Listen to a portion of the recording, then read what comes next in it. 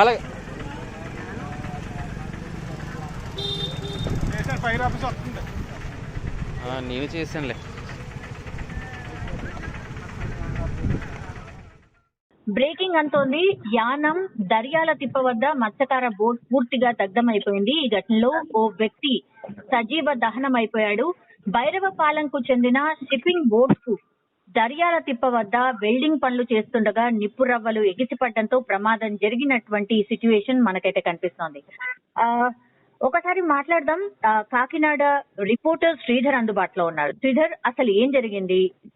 ఘటనకు గల కారణం ఏంటి? సౌమ్య, ఈ యానాంకి సంబంధించినటువంటి హ్యామ్లెట్ గ్రామంలో ఉన్నటువంటి దర్యాల తిప్పకి చెందినటువంటి కామాడి గంగాధరి తన బోట్ రిపేర్ రావడంతో వెల్డింగ్ పనులు చేసేందుకు అక్కడ తీరానికి తీసుకొచ్చి అక్కడ పనులు చేస్తుండగా ఈ రోజు మధ్యాహ్నం 12 గంటల తర్వాత ఒకసారిగా బోట్ లో ఈ వెల్డింగ్ ఫ్లేమ్స్ ఒకసారిగా చెలరేగి అక్కడ మంటలు వ్యాపించిన పరిస్థితి.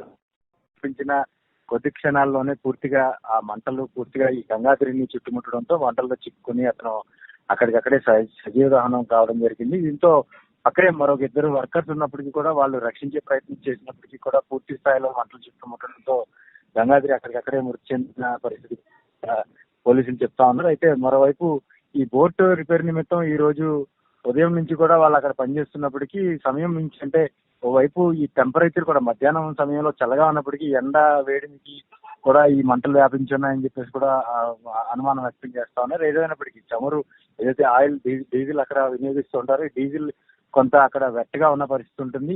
ఈ నేపథ్యంలోనే ఈ మంటలు వ్యాప్తి అధికంగా ఉంటుందని కూడా భావిస్తాను. ప్రస్తుతం యానం పోలీసులు అయితే కేసు నమోదు చేశారు.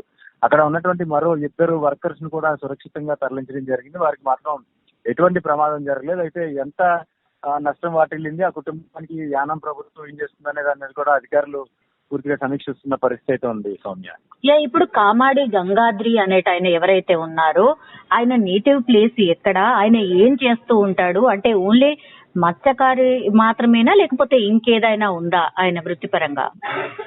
గంగాద్రి బోట్ అయితే అతని సొంత బోట్ అది. ఆ బోట్ మీద కొంతమంది క్రూ మెంబర్స్ తీసుకుని నిత్యం ఈ సముద్రంలో వేట సాగిస్తూ ఉంటారు. ఈ వేట సమయంలో వచ్చినటువంటి ఆదాయం ద్వారా వాళ్ళంతా జీవన వృద్ధి పొందుతూ ఉంటారు. అయితే యానంకి సంబంధించి హ్యామ్లెట్ గ్రామంలో ఉన్నటువంటి ఈ దర్యాల తిప్ప గ్రామంలో ఉన్న నివాసం ఉండేటువంటి గంగాద్రి నిత్యం సముద్రంలోనే వేట సాగిస్తుంటారు. తనతో పాటు కొంతమందిని అక్కడ జీవనం కూడా అతను ఆధారం కూడా కల్పిస్తా ఉన్న పరిస్థితి అయితే ఉంది. అయితే ఈ బోట్ ప్రమాదంతో బోట్ కూడా పాక్షికంగా ధ్వంసం అయిన పరిస్థితి అయితే ఉంది. అగ్నికి ఆహుతి అయిన పరిస్థితి అయితే ఉంది. మరోవైపు బోటు యజమాని చనిపోవడంతో ఆ కుటుంబం అంతా కూడా ప్రస్తుతం వెలిపిస్తున్న పరిస్థితి అయితే ఉంది.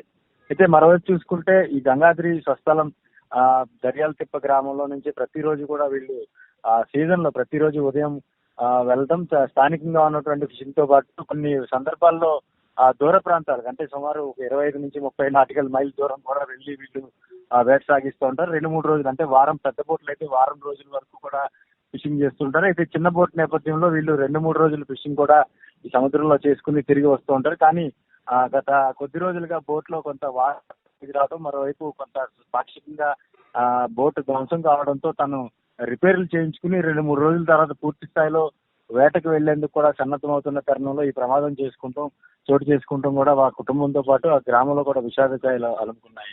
సౌమ్య, ఎప్పటికప్పుడు ఒక బోట్ లో మంటలు అంటుకోవడం, దాని తర్వాత పూర్తిగా ఒక మనిషి సజీవ దహనం అయిపోవడం, ఎందుకని ఒక ఛాన్స్ కూడా దొరకలేదా ఎస్కేప్ కావడానికి?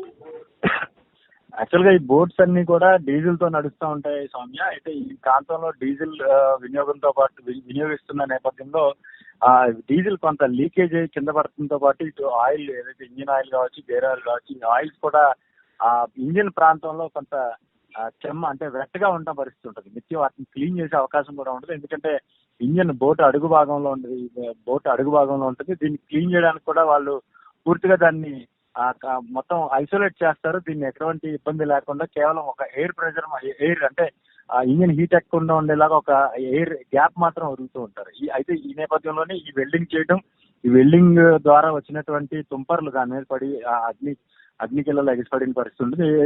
ఎప్పుడైతే ఈ ఆయిల్ మరకలు ఆయిల్ తో పాటు కొంత అక్కడ ఏదైతే ఆయిల్ ఉంటుందో దానికి నిప్పు అంటుకోవడంతో అక్కడ నుంచి బయటకు వచ్చిన పరిస్థితి అయితే అతనికి అవకాశం లేకపోయి ఉండొచ్చు.